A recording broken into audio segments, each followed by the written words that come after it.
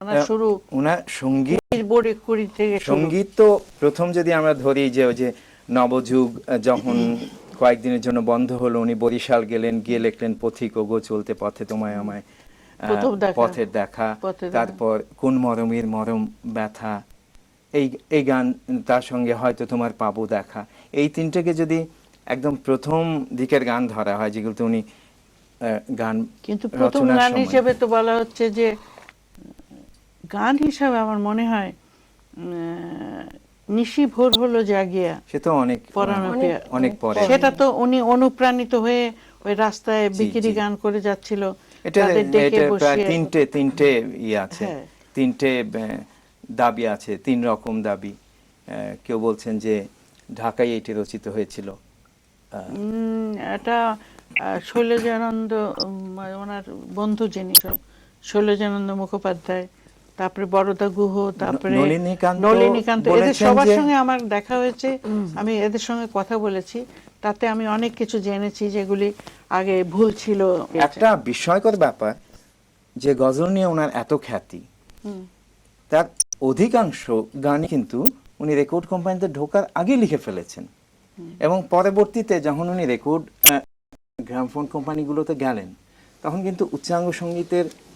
অতস্পর্শী জগতে উনি আস্তে আস্তে ঢুকতে লাগলেন, এবং সে পর্যায়ে দেখা যাচ্ছে যে আগের যে গানগুলো, যেমন 1921 থেকে যদি আমরা ধরি 1929 পর্যন্ত রেকর্ড ওখানে উদ্দীপনামূলক গান বাদ দিলেও অত্যন্ত প্রাগ্রসর কিছু সুরে, যেমন ধবলশ্রী, নাগধ্বনি, কানাড়া, এই সমস্ত সুরে উনি গান তৈরি করেছেন। উনি তখন অধিকাংশ গানই কিন্তু গজলগুলি বাদ দিয়ে অধিকাংশ গান উনি বিভিন্ন অঙ্গের গান, যেমন ধ্রুপদাঙ্গের যে কতগুলি গান উনি করিয়েছেন কিছু আর্টিস্ট দিয়ে, অসাধারণ গান, অথচ সেগুলি কিন্তু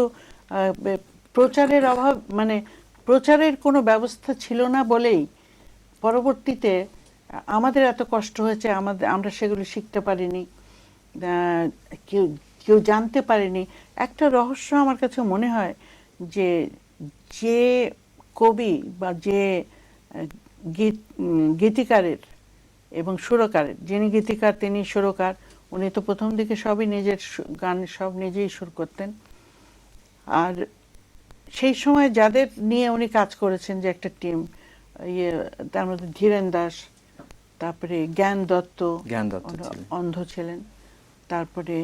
অনেক ছোটখাটো অনেক ব্যাপার আছে, তারপরে এলেন আমাদের জ্ঞানেন্দ্র প্রসাদ গোস্বামী, ওনার রাগ প্রধান গানগুলি গাইলেন অসাধারণ, তারপরে দীপালি নাগকে দিয়ে কতগুলি রাগ প্রধান করালেন, তারপরে এদিকে তো আঙ্গুরবালা, ইন্দুবালা তো বিভিন্ন ধরনের গান তো করেই যাচ্ছেন। ওই সময়টা আমার যেটা অভিযোগটা কাকে করব, আমি যখন পুরো জিনিসটা বুঝতে শিখলাম, গানের ভেতরে গেলাম, নিজে চেষ্টা করছি ওনার সব গান শিখতে, কিন্তু কারো তেমন কোনো ইন্টারেস্ট নেই। তাহলে আমরা এবারে শুনি সেই অসামান্য গানটি, সেই চপল অথচ গভীর গানটি, চিরসবুজ গানটি।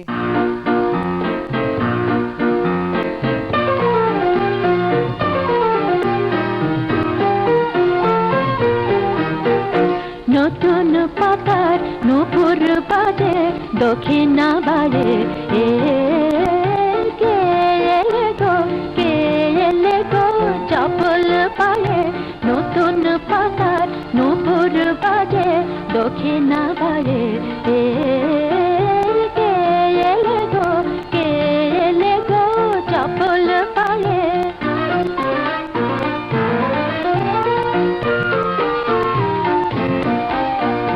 ছায়া ঢাকা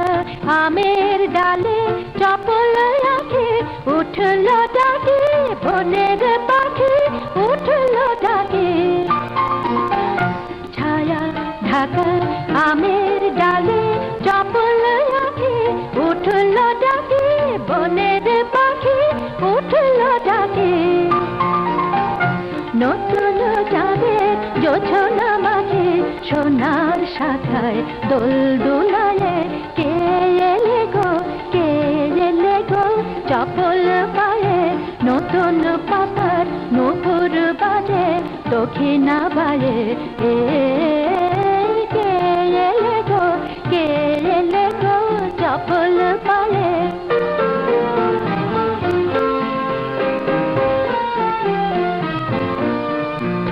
শুনিলে তোমার ডাগর চোখে দৃষ্টি নিয়ে সাগর দোলে আকাশে ওঠে ঝিলমিলিয়ে শুনিলে তোমার ডাগর চোখের দৃষ্টি নিয়ে সাগর দোলে আকাশে ওঠে